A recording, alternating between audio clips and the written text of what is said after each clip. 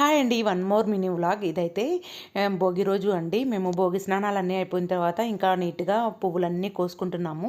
తర్వాత పెద్ద పండక్కి అంటే సంక్రాంతికి ఆ రోజు పూజ చేసుకుంటాం కదా! మీరెలా చేసుకుంటారో కింద కామెంట్ సెక్షన్‌లో కామెంట్ చేయండి.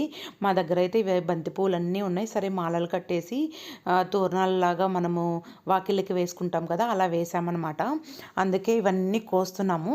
ఇంకా తర్వాత మేము నైట్ వచ్చేసి ముగ్గులండి. మెయిన్ మనకి సంక్రాంతికి చాలా ముగ్గులేస్తాం కదా! అందులో విలేజ్‌లో అంటే మా ఊర్లో ఈ కర్ర ముగ్గులు చాలా ఫేమసు.